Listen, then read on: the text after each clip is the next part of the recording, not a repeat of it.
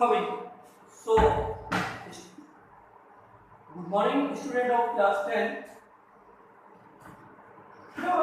पिछले दिन अपन ने आधारभूत प्रमेय पढ़ी थी और उसके बाद में हमने एक एचसीएफ और एलसीएम महत्तम समापवर्तक और न्यूनतम समापवर्तक कैसे निकालते हैं इस पे भी अपन ने बात की थी। और उसके बाद में दो क्वेश्चन अपन ने कंप्लीट कर लिए थे एक्सरसाइज 2.2 में। अब हम किस पे बात करते हैं? एक्सरसाइज 2.2 में ही बात करेंगे, लेकिन क्वेश्चन नंबर कौन सा है था? थर्ड क्वेश्चन है क्या? Find HCF and LCM of given integers by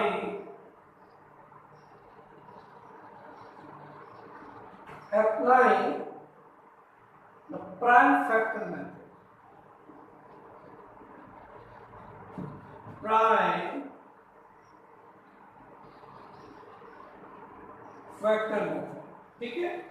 अब जैसे इसका फर्स्ट पार्ट ले लिया 12, 15 और 21। अब एक्शन में जो दूसरा क्वेश्चन था उसमें दो डिजिट थी, इसमें डिजिट बेटा कितनी हो गई? 3 हो गई। अब दो डिजिट में तो वेरिफिकेशन के हमारे पास वो बोला था कि आल्सो हमें ये सिद्ध करना था HCF into LCM equal to दोनों संख्याओं का गुणनफल। लेकिन ये जब 3 संख्या आएंगी तो इसमें गुणनफल की तरफ में नहीं जाना, सीधा निकालना। देखिए जरा बेटा इसके फैक्टर करोगे तो हमारे पास गुणनफल क्या होंगे? 2, 6, 2, 3 और 3। क्या हो गया? 2, 2 और 3। दूसरा बेटा क्या था? 15, तो 3 और 5, तो 15 के क्या हो गए? 3 और 5। तीसरा है 21, तो 3 × 7। तो इसका महत्तम समापवर्तक यानी कि एचसीएफ सभी में कॉमन क्या हो रहा है? पहला एचसीएफ। अब जब एचसीएफ यानी कि लघुत्तम समापवर्तक निकालना है तो 12 के गुणनफल क्या होंगे? 2 × 2 × 3। 15 की क्या होगी? 3 × 5। 21 के क्या होंगे? 3 × 7। सारे गुणनफल लिखने होते हैं कि जो कॉमन होता है उसको, जो बेस तीनों में होता है उसको एक बार लिखते हैं। तो देखिए जरा पहले 2 यानी कि एलसीएम हमारे पास क्या हो गया? 2, 2, फिर 3, फिर 5, फिर 7। फिर 3 एक बार ये आएगा कि तीनों का होता है तो 35, 3 105, 2 210, 2 4। तो एलसीएम यानी कि लघुत्तम समापवर्तक को क्या निकला? 420 और इससे ठीक है। तो इस तरह आप बेटा इसके सेकेंड, थर्ड, फोर्थ, फिफ्थ ये सारे पार्ट कर सकते हैं। कोई प्रॉब्लम आती है तो व्हाट्सएप पे मुझे मैसेज करें, मैं आपको सॉर्ट आउट करा दूंगा। कोई दिक्कत? ठीक है। एक चीज और जल्दी एक पार्ट और मैं करा देता हूँ। देखिए जरा जैसे इसका सेकंड कर लेंगे, थर्ड पार्ट पे बात कर लेते हैं। तीसरे पार्ट पे ध्यान दे जरा। तीसरा पार्ट कैसे करेंगे समझो। तीसरा क्या है? तीसरा क्या है? 17। 1 × 17 हो गया। 23, क्योंकि ये अभाज्य संख्या 1 × 23 हो गया। 29, तो 1 × 2 तीनों संख्या है अभाज्य है। तो जब अभाज्य तीनों संख्या है तो इनका लघुत्तम समापवर्तक क्या हो गया? 1। दूसरा अब एलसीएम महत्तम समापवर्तक हो गया 1, एचसीएफ कितना हो गया? 1, महत्तम समापवर्तक 1। अब हम लघुत्तम समापवर्तक की बात करेंगे तो 17 को क्या लिख सकते हैं? 1 × 17। 23 को 1 × 23। 29 को लिख सकते हैं 1 × 29। तो आपका एलसीएम कितना हो जाएगा? 1, 17 और 23 और 29 सभी का गुणनफल करेंगे, आपका लघुत्तम समापवर्तक आ जाएगा। ठीक है। इस तरह इसके बाकी पार्ट आपको करने हैं। ठीक है, हम किसमें पहुंचते हैं, समीकरण क्वेश्चन नंबर 4। ठीक है, समझो समीकरण क्वेश्चन नंबर 4 क्या है उस पर बात कर लेते हैं। प्लस क्वेश्चन नंबर 4 है जो आपको अगर कहीं भी क्रिटिकल क्वेश्चन है तो आपको पहले ये समझना है कि इसको कैसे क्या निकालना है, लघुत्तम समापवर्तक निकालना है या महत्तम समापवर्तक। तो वो हम जब उस कथन को पूर्णतः पढ़ेंगे तो क्लियर होगा। समझो कह रहा है एक कोई सर्कुलर पथ है और उसको कंप्लीट राउंड करने में रमन को 18 मिनट लगते हैं और अनुप्रिया को 12 मिनट लगते हैं, और ये मान के चलिए कि दोनों एक ही बिंदु पर स्टार्ट हो रहे हैं, एक ही बिंदु से अपन जर्नी स्टार्ट कर रहे हैं। तो कह रहे हैं कितने मिनट के बाद दोनों मिलेंगे। तो रमन द्वारा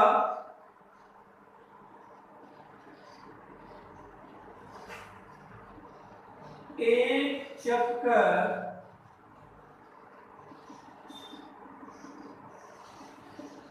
लगाने में लगा समय कितना हो गया, 18 मिनट। दूसरा अनुप्रिया है, तो देखिए जरा, अनुप्रिया द्वारा एक चक्कर लगाने में लगा समय कितना होगा, 12। कह रहा है एक ही जगह से स्टार्ट कर रहे हैं तो कितनी देर बाद मिलेंगे। तो देखिए जरा, तो इसका मतलब दोनों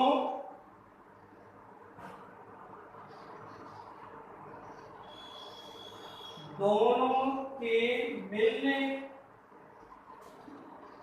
का समय क्या हो जाएगा, ये राउंड है, एक 12 मिनट में हो, दूसरा ये 18 मिनट में। तो भाई एक्चुअली कॉमन तो बहुत पहले भी हो जाएगा, एक राउंड भी कंप्लीट नहीं होगा और ये इधर नहीं होगा, दूसरा इधर। इसका मतलब कि दोनों कब मिलेंगे, जब इनका दोनों का लघुत्तम समापवर्तक होगा। तो लिखेंगे एलसीएम इसका जो दोनों टाइम था 18 और 12। तो आप देखिए 18 के गुणनफल करेंगे 2 × 3, 12 के गुणन करेंगे 2 × 2 × 3। देखो जरा 2 फिर 3 कॉमन हो गया, 1 3 बच गया, 3 3 9 2 18 2 क्या हो गया 36। तो दोनों कितने मिनट के बाद मिलेंगे, 36 मिनट के बाद दोनों बेटा मिलेंगे। ठीक है, ये हो गया क्वेश्चन नंबर कौन सा 4। अब किस पे बात करेंगे, क्वेश्चन नंबर 5 पे बात करते हैं, जो कि लास्ट क्वेश्चन है। इसके बाद में ये एक्सरसाइज अपनी हो जाएगी कंप्लीट। ठीक है, तो देखिए क्वेश्चन नंबर 5 पे बात करते हैं और इसको कंप्लीट करते हैं। समझो जरा, 5वां क्वेश्चन है बेटा, क्या क्वेश्चन है 5वां, समझो 5वां क्वेश्चन लास्ट कह रहा है एक कोई सेमिनार है जिसमें हिंदी, इंग्लिश और मैथमेटिक्स के 60, 84 और 108 लोग शामिल होते हैं। अब कह रहे अगर समान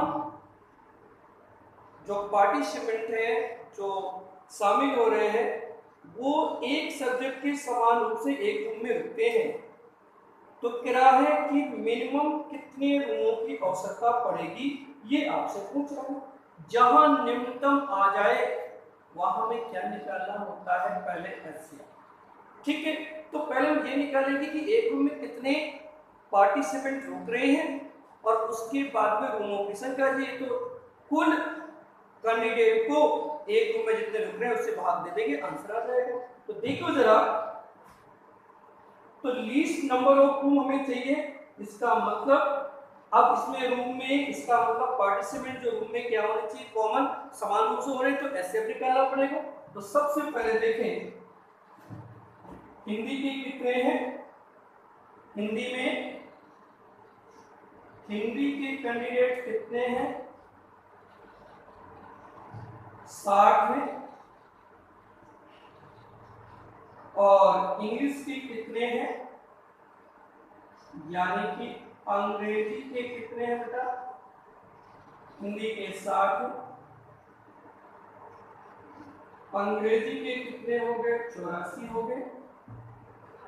और गणित के कितने हैं? गणित के हो गए 108। ठीक है, अब समझे जरा, आप सबसे पहले हम क्या निकालेंगे इसके लिए कि तो इसका मतलब क्या हुआ?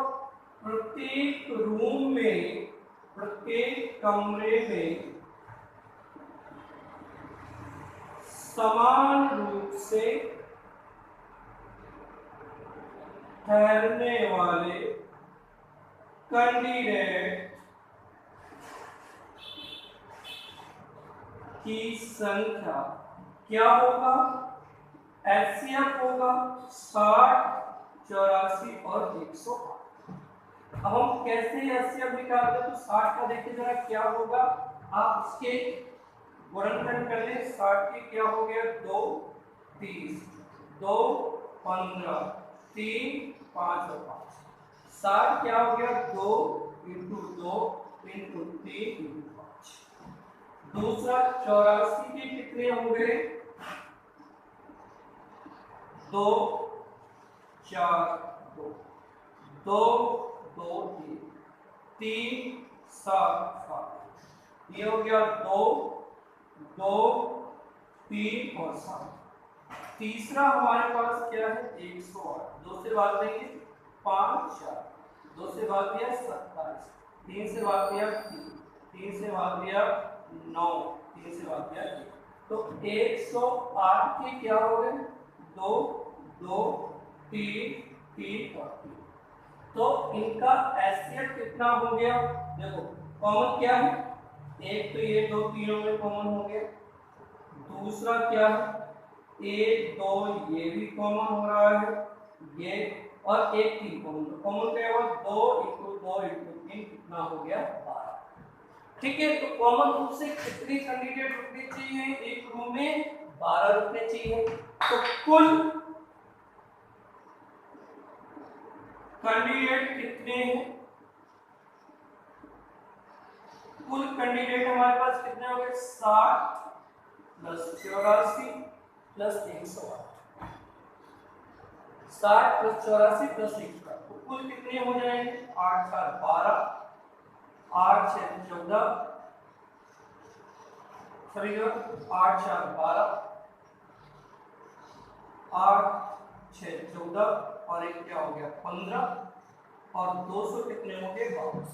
तो आप देखो कमरों की संख्या क्या हो गई? कमरों की संख्या 252 तो कुल कैंडिडेट थे और 12 इसके एक रूम में रुक रहे हैं। भाग दिया कितने हो गए? 2 24। तो कमरों की संख्या कितनी निकली? तो बेटा इस तरह ये हमारे पास 2.2 जो एक्सरसाइज थी वो कंप्लीट हो गई।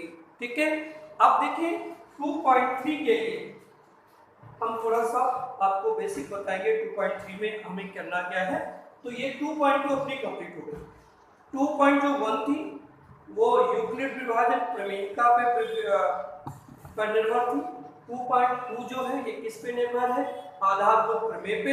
और 2.3 में हमें ये सिद्ध करना है कि अपरिमेय संख्या कौन सी है और अपरिमेय संख्या है तो कैसे है, वो हमें सिद्ध करना है। ठीक है, तो उसमें थोड़ा सा हम परिमेय और अपरिमेय पे पहले चर्चा कर देते हैं, फिर आगे बढ़ेंगे। ठीक है, एक तो पहली प्रमेय क्या थी? यूक्लिड विभाजन प्रमेय। और दूसरी कौन सी? आधारभूत प्रमेय। अब हम तीसरी प्रमेय पे बात करेंगे जिसकी सहायता से हम अपरिमेय संख्या प्रूव करेंगे। देखो जरा थोड़ा सा मैं बता देता हूं। शुरुआत में मैंने बताया था आपको वास्तविक संख्या। ठीक है, वास्तविक संख्याओं के दो रूप। पहली क्या है? परिमेय संख्या। और बेटा दूसरी क्या बताई थी मैंने, दूसरी आपको बताई थी अपरिमेय।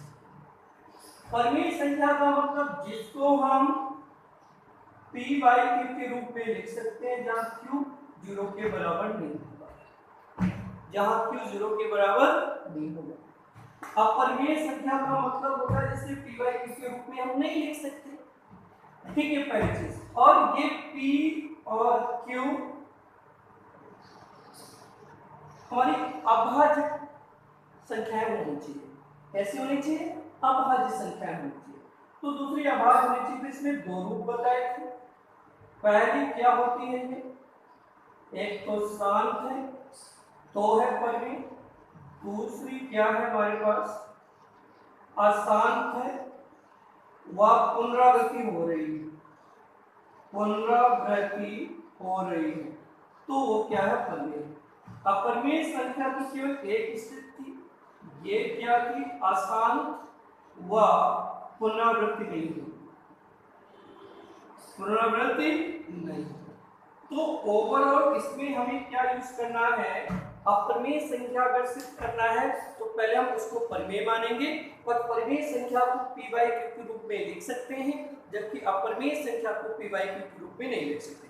जब हम परिमेय मान के चलेंगे तो p बाई q के रूप में लिखेंगे, लेकिन जब हम सिद्ध करने की कोशिश करेंगे तो अभाज्य संख्या वो सिद्ध नहीं होगी, क्योंकि हम जानते हैं अगर परिमेय है तो p और q दोनों क्या होने चाहिए, अभाज्य होने चाहिए, जबकि हम क्या सिद्ध करेंगे अभाज्य संख्या नहीं है। तो इस तरह हम ये सिद्ध कर सकते हैं कि अगर कोई भी वास्तविक संख्या है परिमेय नहीं होगी तो क्या होगी अपरिमेय, मतलब उल्टा चलते हैं। हमें प्रूव करना है अपरिमेय, हम उसको परिमेय मान के परिमेय सिद्ध करने की कोशिश करेंगे, जब परिमेय सिद्ध नहीं होगी तो वह संख्या 100% क्या होगी अपरिमेय। तो एक इसके लिए प्रमेय है और उसकी सहायता से हम अपरिमेय संख्या को प्रूव कर सकते हैं, ठीक है। अब देखो उस प्रमेय पर हम थोड़ी सी नेक्स्ट क्लास में चर्चा करेंगे, क्योंकि टाइम भी हो गया, हो नहीं पाएगा प्रमेय सीखना, तो उस प्रमेय के बारे में नेक्स्ट में बात करेंगे। तो बेटा हमारी दो एक्सरसाइज कंप्लीट हो गई, एक तो 2.1 दूसरी 2.2, दो कंप्लीट हो गई। अब हमें अपरिमेय संख्या कैसे सिद्ध करना है ये बेसिक मैंने बता रखा है, वो हम नेक्स्ट वीडियो और नेक्स्ट क्लास में बात करेंगे। Okay, thank you so much, हम मिलते हैं नेक्स्ट।